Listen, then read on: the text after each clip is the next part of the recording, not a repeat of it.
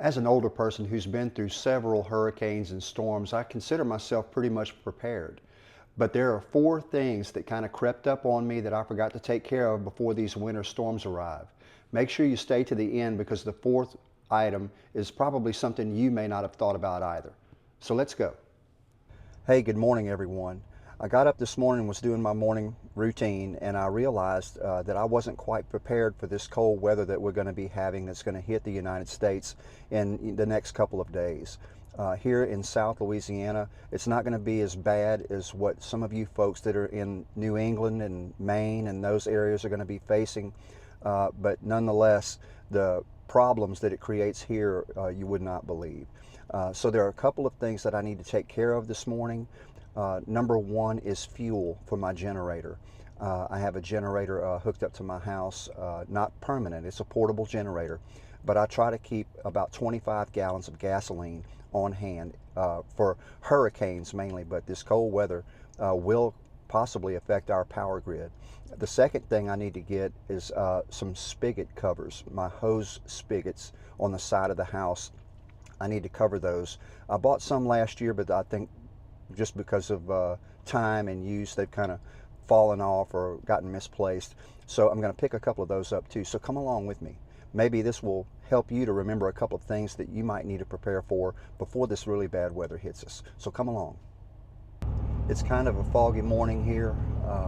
We're expecting rain and then the cold weather to really hit us. In my outdoor equipment, I never run ethanol containing fluid. I never run ethanol gas. I always try to get non-ethanol gas to run in my equipment. I've learned over the years that ethanol gas is not good for weed eaters, lawnmowers, generators, and types of equipment like that.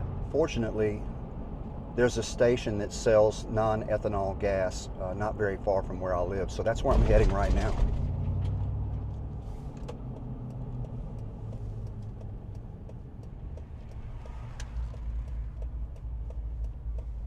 Station, and gonna fill up. I've got 3 cans back here. I'll flip the camera around. Here are the 5-gallon gas cans, and this is just a bin that I bought from Home Depot to mix concrete in. I forget how much I paid for it, but it wasn't that expensive. And whenever I have to carry fuel in the back of this SUV because I don't have a pickup, I put my gas cans in there as a secondary containment. So if you're in the same situation I'm in, you might want to consider doing that too.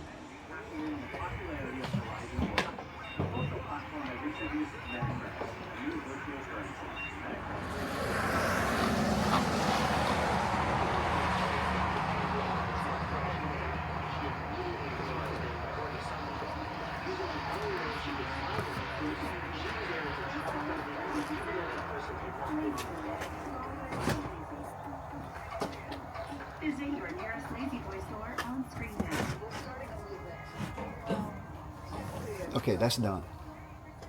Okay, so the gasoline is taken care of, non-ethanol that I'll run in my generator in case I need it. The next thing is to go exchange a propane bottle.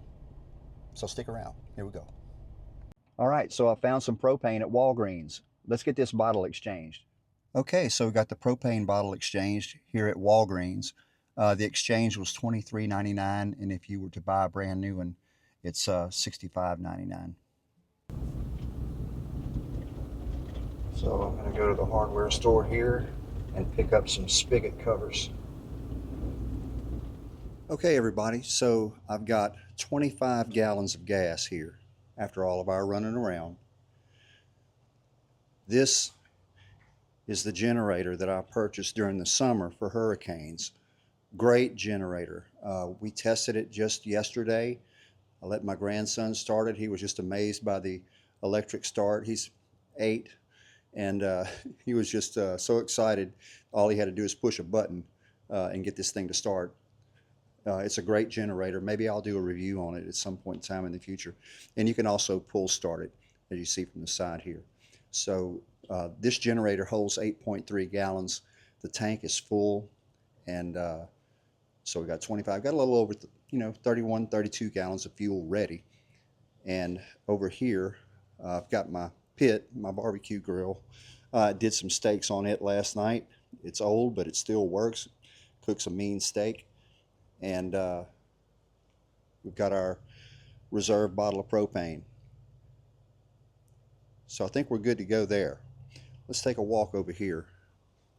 I was concerned about my spigots that stick out of the wall. So what we did was we just put these on to cover the spigots, to keep them from getting exposed to the wind and keep them from freezing. Okay, so this is a faucet cover that I just bought from the hardware store, and I realized when I first recorded this that I didn't show you guys how it goes on. So let's go outside and we'll take a look at that.